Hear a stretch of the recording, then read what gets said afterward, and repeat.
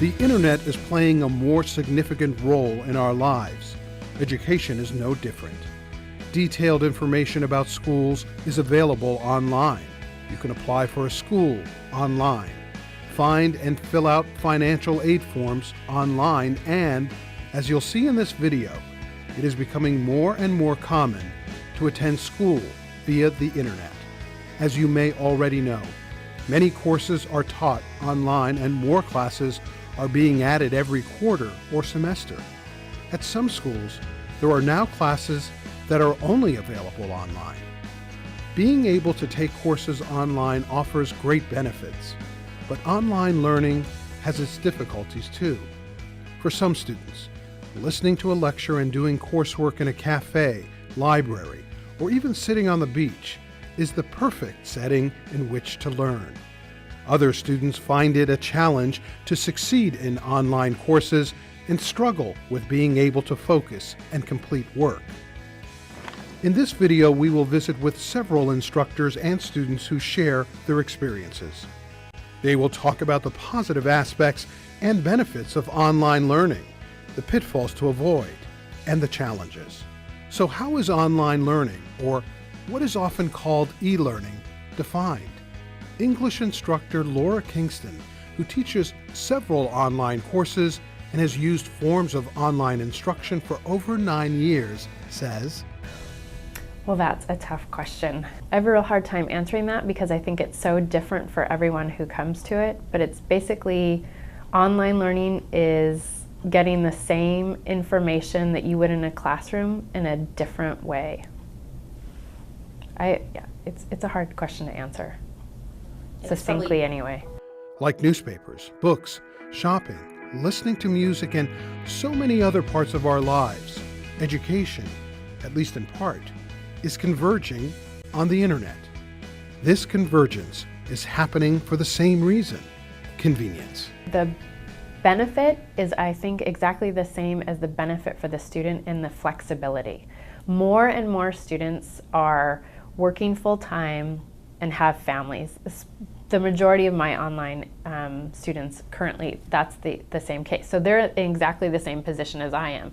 I'm teaching full-time and trying to balance family with that. They just happen to also be learning full-time while taking a class on. And so the flexibility is fabulous. Meet student Lisa Marie. Like many students, she took her first online class because it conveniently fit with the other demands on her busy life. The first time I took an online course, because I've taken several now, but the first one was mostly just time constraints. 2 classes I was already taking on campus were going to be about 4 hours long, and I have a kid who's in elementary school, and with commuting time, I just didn't have time to fit in a 3rd class. So I saw that South offered online options and decided to just try it out. When online classes are right for the instructor and right for the students, sometimes the benefits are truly astounding. Meet Chef David Wasson. I teach culinary arts for South Seattle Community College, and I've been teaching sanitation and food safety and nutrition for food service professionals. And I've taught culinary theory, both introductory course, Theory 1, and Theory 2, online, 100% online. So those are probably the most challenging too. Teaching theory online is sort of unheard of. After making a living in the restaurant business in Seattle, Wasson decided to teach his passion for culinary arts to its new practitioners. He taught for over a decade within the Seattle Community College district.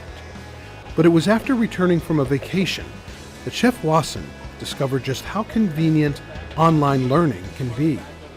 Oh, I'm in Tagum City, which is on the island of Mindanao. I came here for 2 weeks 5 years ago, and man, I honestly don't know which was more shocking to me, coming here or going back to Seattle. It was a huge cultural shock for me to go back to Seattle after only 2 weeks here in Southeast Asia. It's different here. People will smile at, they'll look right at you in your face and smile at you. And it's a really a beautiful place. Right now, I don't know if you can't really see it behind me, but it's a beautiful sunny morning. There's a cloud in the sky. There's a couple of banana trees right behind me, and I've never been happier in my life. And the convenience of being able to teach students from a remote location 8,000 miles away allows Chef Wasson to carry on with another vital role. I know that I was very involved there in America in a lot of awards for teaching children how to cook and working on childhood hunger issues there in America. So I'm like, opening a food bank at this point, because I was doing these feedings of the pictures that you saw for anywhere from 50 to 250 kids at a time. We'd take them by neighborhood or paroque, and we'd feed all the malnourished children in that neighborhood or paroque, and we go to the next paroque. But how to get them to gain their weight if you're feeding them once a week or once a month, so they need to eat every day. While online learning can be beneficial in many ways, online learning is still in its infancy. And like many students, taking an online course is a new experience, which can be a challenge. I had no idea what to expect. And this was my first year back at school in over 10 years, so I was already not sure what to expect with school in general, and this online class was just something I had never done before, looked into before, so no, I wasn't prepared at all. And while online courses can be more convenient for students, instructor Laura Kingston warns that students taking an online course will have to learn more than they may expect. The biggest challenge for students is there's 2 learning curves now with online instruction. The first learning curve is the content itself when you're taking the class. So any class that you come into, if it's a good class and one that you see a value in, you're going to engage in it and you're going to be challenged by that. So there's going to be periods of discomfort and uncertainty, and that usually means you're actually learning. That's content. The next layer for an online, especially you haven't taken an online class before, is now you're also navigating a content management system that you're trying to learn. So not only are you negotiating content and feeling a little bit lost, you're likely also navigating the online structure and feeling a little bit lost. And Lisa Marie's experience was no different. Fortunately for her, Laura Kingston was the teacher of her first online class. It was a little nerve-wracking at first going into it because I had no idea what to expect. But it was pretty easy. The first class I took was with Laura Kingston, and she's very good at explaining what she expects from people and laying everything out before you start the class. So it was actually pretty painless. Lisa Marie ended up enjoying her first online class. Not everyone has a positive first experience. As you'll hear, students like Angela and Paul felt it was easy to fall behind in their online classes. Some of Mike's classes were only available online, but he'll tell you he just doesn't learn as well online. I'm not a computer guy, so I'm not on the computer that much. But online class, it was a little challenge, trying to figure things out, how to use the program and just trying to figure it all out. It was tougher. It was more tougher because you have to be on track every day. If you don't check online, you fall behind. Not, needing to go to class and, make sure you read up before the next day of class was kind of hard. And I think it was just mainly more of a motivation factor. My biggest advice to students at this point is you have to become comfortable with being uncomfortable. Like, it's just part of the learning process. And I think that goes across the board for any learning, but it's particularly significant, I think, for online instruction. For some students, being taught in a classroom works better. But there are instances, of course, like Chef Wasson's sanitation course, that are required and only taught online. If you need to take Chef Wasson's class, you'll have to take it online, even if you prefer learning in the classroom. But successful learning is the ultimate goal with any instruction. Instruction styles between online instructors may differ, the way they set up their websites, and instructors or schools may use a variety of content management tools. Laura Kingston says there are steps the student can take to ensure their own success when they take online courses. A successful online learner is organized. They are realistic about what they can do and cannot do. They would approach the online class like a class where they need to meet. So they might say, okay, here's my day. I often ask students at the end of the quarter, what advice would you give the next group of students taking this online class? And they say things like, this takes more time than you need. Make sure you read everything, print it out, contact the instructor if you have questions. And they say all the same things again and again. So let's take a look at this list a little closer. It's worth reviewing and hearing the reasons why these habits are so important. I worked out a time management plan. I worked out a schedule when I was going to have everything done by. I'm good with computers, but I prefer to work on paper. I don't know why, but I do. So I printed everything out. I organized it in a binder, and then it was all right there in front of me. I would definitely consider someone to do it because it gives you more free time, and you can check your stuff whenever you want. But then if you're a busy person, I definitely don't suggest it because you'll fall behind real quick. The assumption is that they can squeeze it in, that it's going to take less time than a classic classroom, and it may be the reason they've chosen it is because they feel like, oh, I really want to take that third class, but I don't have time, my schedule doesn't fit, I'll just throw this online class in so I can knock out my degree that much more quickly.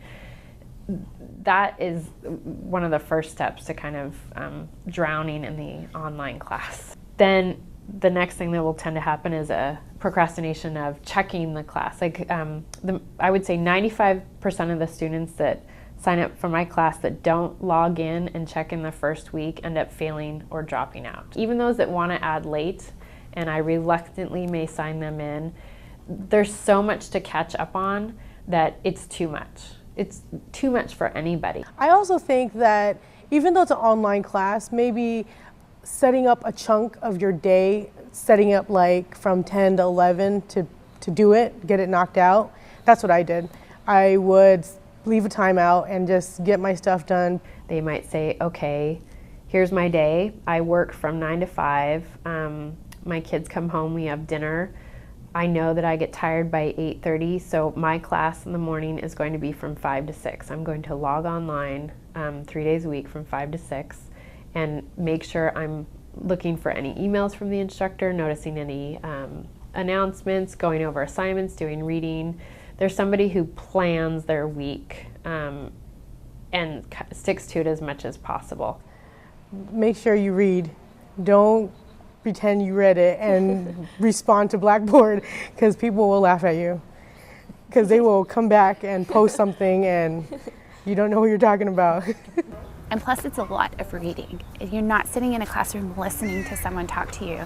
You are reading everything and you have to take everything in yourself, and there's nobody there to tell you, this is an important point, so write this down. You have to figure that out for yourself.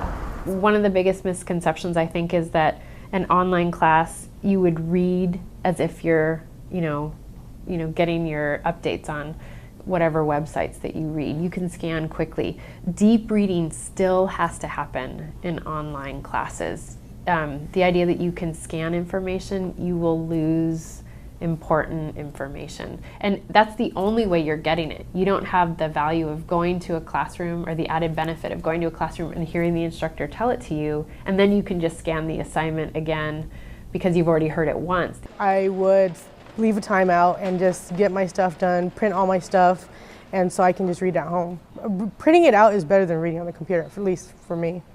Then I can highlight it too. There's this sense that with online, you don't give enough time to really take the time to learn the way the information is presented. There's no time for that. And there's been studies shown that when you read online, you read a lot less than say you do if you print something out. And so I often suggest, I realize online might be a greener way, but to really get the information, print it out, organize it in a notebook. It's what I did for my online class, and it was the only way I could actually stay on top of everything. Another point that I can't emphasize enough, and this goes for, I think, classic traditional classrooms as much as classes, but contact the instructor. Like, there's no silly questions to ask, especially the first few weeks of an online class. I have a question and answer forum. I know a lot of other online instructors have a forum where if you're lost and you're not sure what to do, post it and the instructor will get back to you, or email me. I push that a lot. There's no silly question to ask, especially when you're that layers of information that you're taking in. So being organized and realistic and connecting with the instructor is about anything is the exact way to step up as an online learner. Sarah Newman, a community college e-learning coordinator, agrees with Laura and adds some other tips. Read all your announcements, download your courses, start a journal, read the text, read the lecture topic, get together with your teammates, get on the discussion board, boom, boom, boom, go do, go do, go do, and then whatever you do produce and send to your instructor, back it up on your computer. And so time management and study buddies, I think, are the biggest deal. Earlier, we discussed strategies provided by both instructors and students that may help all students become better online learners. There are also some things those experienced in online learning suggest you avoid as an online learner. It was kind of wish-washy, kind of like, what to do and how to participate in forums and everything. But now that I look back into it, I think that the forum is kind of like a good way to talk about things and issues, and I wish I would have been more proactive in it. In fact, Laura Kingston couldn't agree more with Paul. For students, the benefit is, there's a couple things. The lifelong benefit, I think, from online instruction is twofold. One, the material is there for you to take in to the extent that you want it, like it is a classroom, but because you can choose to give more time to it in a way, to come back and read the materials, to it poses a sense of responsibility on the student that once you kind of decide, yes, I'm going to engage in this and come back to this and be involved in the online environment, that puts you in the habit to know once you do engage, anything you engage in is going to have the benefit. It's just a benefit. It's the payoff of engagement, Engagement in an online class, I think, is a little bit more sophisticated when there is a discussion happening, and ideally that's happening in a lot of online classes because you're forced to write. So I think the information is processed more thoroughly in an online situation. And student Lisa Marie points out another challenge. I think just being online for such a large amount of time, just staring at the computer, having no personal face-to-face interaction, that took a lot of getting used to at first. But once you do get used to it, can be kind of pleasant because you can be in your own little world and you don't have to interact with other people if you don't want to. Having that choice to avoid interacting with others so you can focus brings up another challenge: studying where you won't be distracted. I think the learning environment that you choose when you're logged into your class is important. I think it can be easily overlooked. And I think that's another where the instruction is the same as the learning. I know that I can't focus in on responding to students' papers or being part of the discussion forum if I'm on my couch with the TV on and my 2 kids running around while my husband's cooking dinner. It's just not going to happen. I have to wait to focus. I think going to the coffee shop and having your laptop with you is fabulous, but it has to be a sense of, this is the one thing I'm doing right now. I'm not checking my Gmail or my Yahoo account while I'm texting my friend and have my iPhone open and listening to my MP3 player at the same time. Listening to advice from others who have had experience with online learning will help you know if online learning may work for you. But learning what works for you, learning from past mistakes, and adapting with your own strategies will also make you a better online learner. And keep in mind that there are resources available. Any college offering e-learning courses will typically have a web page online, and most offer a variety of resources to help you navigate online classes, offer tips on how to succeed in these classes, and may even help you figure out if you're ready to take online classes in the first place. When students sign up for an online class, regardless if they've taken a class or not before, look for information from the e-learning or the distance learning or the online department to find out what skills or what strategies that can be offered generally for online instruction. I know people don't feel like they have time for, but it's working smart to avoid working harder, because it's there for them to kind of figure out, okay, what are the successful steps? Like, read the syllabus, read it again, contact your instructor with questions, like basic stuff that's worth reminding themselves of. I really enjoyed it. I think that I actually learn better by reading than by listening to somebody in a classroom. And I think everyone has their own way of learning. And for people like me who enjoy reading, this is a really great way to learn.